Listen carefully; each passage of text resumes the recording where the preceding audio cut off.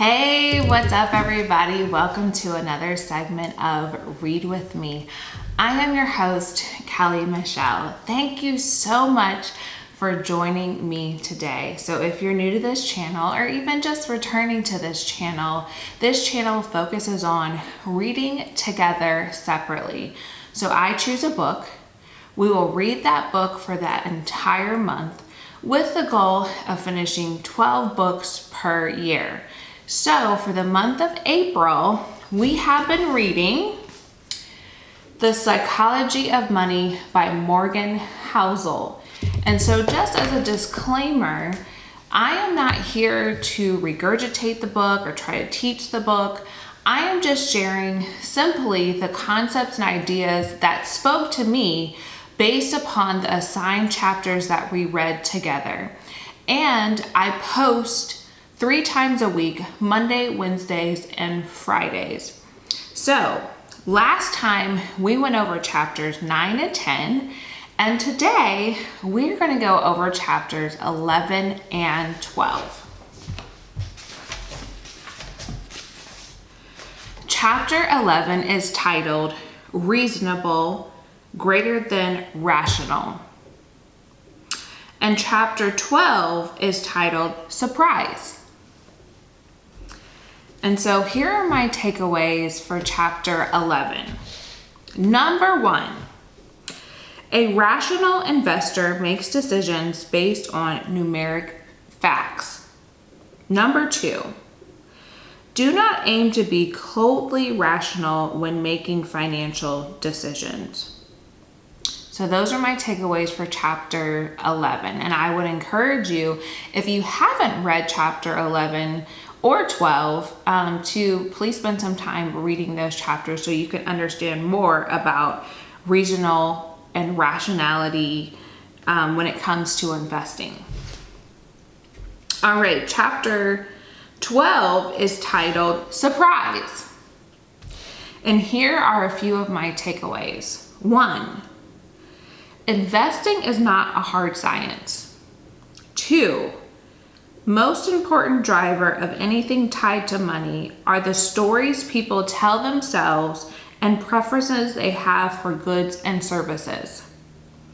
And number 3, the most common plot of economic history is the role of surprise. And I think that's really true. We talked about in a past episode about how we prepare for the future, but we don't know what the future holds. We have no idea what's going to happen economically, but we can prepare for it as much as possible by saving. And that was also shared in a chapter about saving, as just save because there doesn't have to be a reason to save. But what I want to emphasize in chapter 12 that really stuck out to me was that the most important driver of anything tied with money is the stories we tell ourselves and the preferences we have for goods and services. And I want to focus on the part of stories that we tell ourselves.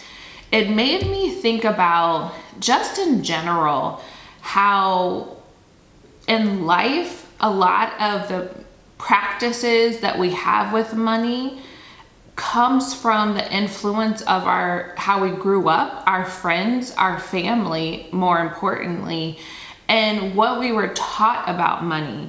And I think that's very true. Like, I know in a household that I grew up in, my father emphasized, and this is like a direct quote from him, be a wise steward of the resources that God has given you. And so it was very important that we at a young age understood the value of money, how to save money, how to have a checking account, how to have like a spreadsheet to understand your expenses, etc. That was how I grew up learning about money. Whereas, other people could have grown up differently. And the way that they grew up, or the stories that they were told about money, or the things that they learned about money, influences their money habit. And that's what chapter 12 was all about. So those are the 2 chapters that we read for this time. Next time, I will be going over chapters 13 and 14. And as I always like to encourage you, if you have missed any of the episodes or you aren't quite caught up with where we are in the reading plan, feel free to go back to those previous episodes. Feel free to go back to previous books, the books that we read together January or March, any month. You can always go back and view those episodes.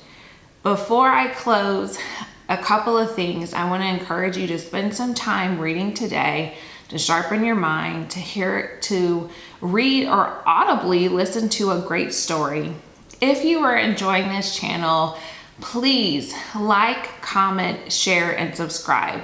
And I want to emphasize comment. I would love to hear, how are you enjoying the book? With some of the things that I pointed out as takeaways from me, are they takeaways that you had, or there's something else that you learned reading chapters 11 and 12? Thank you so much for joining me today. And until next time, happy reading.